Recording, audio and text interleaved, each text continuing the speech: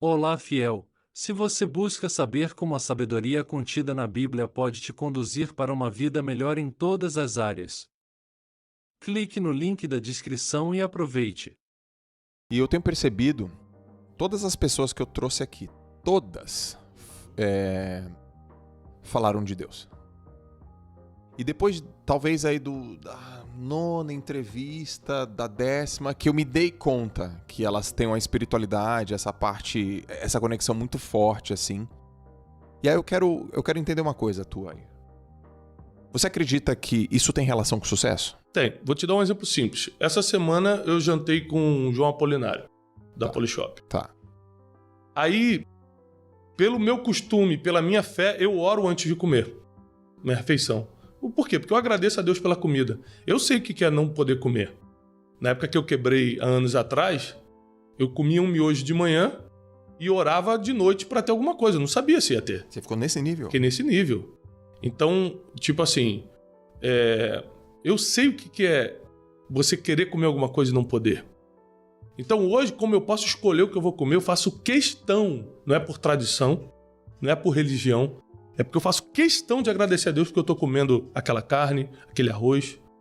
Então eu pedi permissão por uma questão de respeito, porque ninguém é obrigado a engolir minha fé. Uhum. Isso foi um erro que muita gente cometeu, querer enfiar a goela abaixo a religião dos outros. Uhum. Então, por respeito, eu perguntei, vocês me permitem orar? O Apolinário falou, pode orar. Aí a gente orou, tinha outras pessoas na mesa. Quando acabou, ele falou assim, rapaz, muito bonito. Sabe por quê? Eu lembro que meus pais oravam por mim quando eu era criança. Eu falei, é mesmo? É. Meus pais me levavam na igreja. Nossa fé era muito grande dentro de casa, nós éramos evangélicos e tal. E aí eu vi o seguinte, por mais que hoje ele não declare a fé, todo mundo que tem sucesso parte de um princípio de fé. Principalmente quem veio do nada, quem não é herdeiro. Se você conversar com o Flávio Augusto, nosso amigo em comum, você pergunta para ele, Flávio, nos bastidores, ele não fala muito em público, mas até para aumentar a audiência do podcast, eu vou contar uma coisa só de bastidor. Se você perguntar para ele por que você virou o Flávio Augusto, ele vai falar, cara, foi a minha fé em Deus. É foi mesmo? Isso, essa não, é muito bastidor, hein? Essa é muito bastidor. Ele não fala isso em público, né? Valeu, Flávio. Qualquer coisa... Valeu, Flávio. É isso aí. E a gente...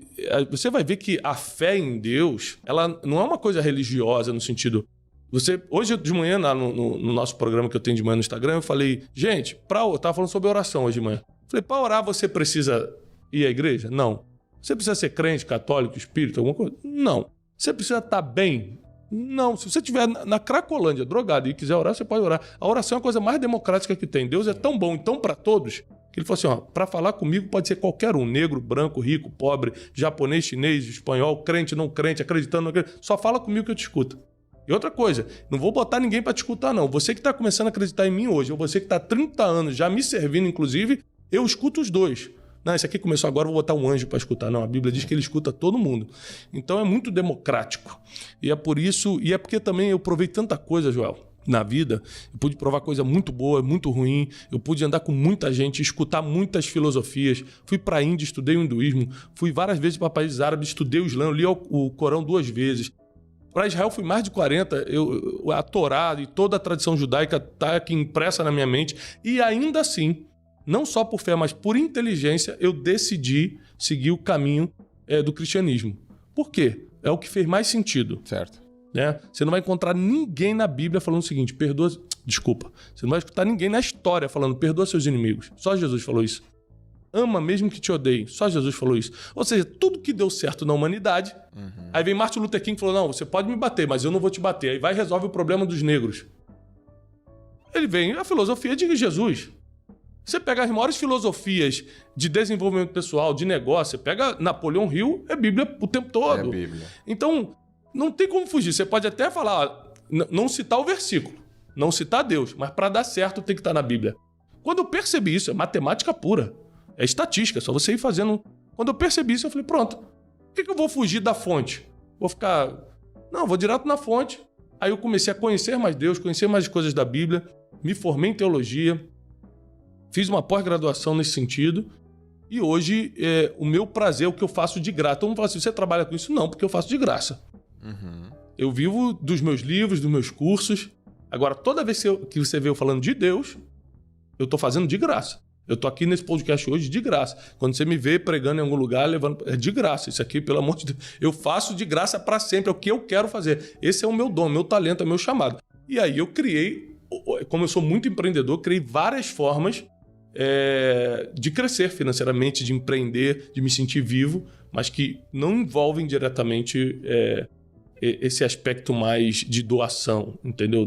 De falar da palavra e etc. São 10 princípios espirituais. Espirituais que... Você sendo crente ou não, católico ou não, confiando em Deus ou não. Se você cumprir esses 10 princípios, tua vida aqui na Terra tá feita. Conta aí uns 2 aí, 3. Ó, vou contar vou contar 2 polêmicos. Tá bom. Tá? Tentar não dar um spoiler, porque esse livro eu quero vender 1 milhão de cópias. Não, a gente vai te ajudar a vender. A gente vai te ajudar a vender. Olha só. Um bem polêmico. A Bíblia diz assim, ó, honra teu pai e tua mãe, para que se prolongue seus dias na face da terra. A única promessa de longevidade, Deus não prometeu que ninguém vai viver para sempre fisicamente, mas que ele pode te dar anos de vida a mais se você honrar teu pai e tua mãe. Qual é a polêmica disso? Muita gente falou, tá maluco? Meu pai era um bêbado. Minha mãe me abandonou. Minha mãe estava aí, ó, na rua, não estava nem aí para mim. Meu pai me bateu, me fez... Aí a Bíblia não diz, honra teu pai e tua mãe que te cuidaram bem, que foram bons com você. A Bíblia diz, honra teu pai e tua mãe para que se prolongue seus dias na face da terra. Se você honrar teu pai e tua mãe, você está dentro de um princípio de longevidade. Então não adianta você fazer exercício físico para cuidar da saúde, tomar remédio para cuidar da saúde se você desonra pai e mãe. E às vezes honrar pai e mãe é coisas simples, como por exemplo perdoar. Meu pai realmente me maltratou, né? Dando um exemplo. Meu pai me abandonou quando era criança, mas eu perdoo, entendo que o pai dele também abandonou ele. Ele não tinha referências. Quando você simplesmente perdoa, você já está honrando. Quando você atende a ligação, eu posso estar na reunião que for. Esse dia eu estava numa reunião, mano. Eu assinei um NDA, assim, o melhor negócio que a gente já fez na nossa vida. Eu estava nessa reunião de fechamento e tocou o telefone. Era minha mãe. Aí eu pedi da licença da reunião e saí. Oi, mãe. Ela falou, filho, tô aqui no Carrefour fazendo compra, a salsicha tá um absurdo. É mesmo, mãe? Tipo assim, rolando uma reunião multimilionária. Uhum. Eu ali fora, mãe, é salsicha? Não sei o quê, mas eu vou... Tiago, vou sair daqui, vou lá no outro mercado. Porque isso aí, mãe. Vai, Deus abençoe. Tchau, meu filho, me liga mais tarde. Tá bom, voltei. Vamos lá, gente. Então, eu não posso falar assim, minha mãe é menos importante que essa reunião milionária. Com certeza. Porque... o que custa 2 minutos? Claro que se é algo que, se eu atender, eu vou perder a reunião, eu posso escrever, mãezinha, agora eu não consigo. Mas é algo que é só segurar minha ansiedade, atender 1 minuto e voltar. Sim. Então, existem várias formas de ser honrar pai e mãe, eu vou te explicar. São 10 princípios espirituais, o primeiro é honrar pai e mãe. O segundo, cara, esse aqui é terrível. A Bíblia diz que toda autoridade foi constituída por Deus. E ai daquele que se levanta contra uma autoridade. A Bíblia diz, orai pelas vossas autoridades para que você tenha paz. Orai pelas vossas autoridades, pelos vossos governantes, para que vocês tenham paz e vida sossegada. Então, por exemplo, governo Dilma, eu concordava? Não. Tinha raiva do que estava acontecendo no PT? Muita. Votei neles? Não. Mas não levantei cartaz fora Dilma. Por quê? Porque a Bíblia diz para eu não fazer isso. A Bíblia diz que eu tenho que orar pelas autoridades e não combatê-las. Tiago, mas o Martin Luther King era pastor e foi pra rua. Ele foi pra rua lutar pelo direito dele, não contra uma autoridade. As pessoas confundem. As pessoas sempre querem usar a história distorcida. Peraí. Eu estudei a história de Martin Luther King. Ele foi lutar pelo meu direito de negro, votar o meu direito de negro de entrar num restaurante e comer com todo mundo. Eu não fui pra combater o presidente Kennedy, pra falar que o governo é uma droga e sai abaixo o Kennedy. Eu não fui contra uma autoridade, eu fui pelo meu direito, é diferente. Então, as mesmas pessoas que falam fora Dilma, agora é fora Temer, agora é fora Bolsonaro, e vai ficar nessa. Porque elas estão esperando a solução de um governo. E a nossa esperança está em Deus, não está em governo nenhum. Se o Bolsonaro ficar ou sair, não muda nada na minha vida. Se voltar PT ou não voltar, não muda nada na minha vida. Porque eu vou construir o meu destino com as decisões que eu tomo, com o meu espírito empreendedor e com a fé que eu tenho, ponto final, com governo ou sem governo.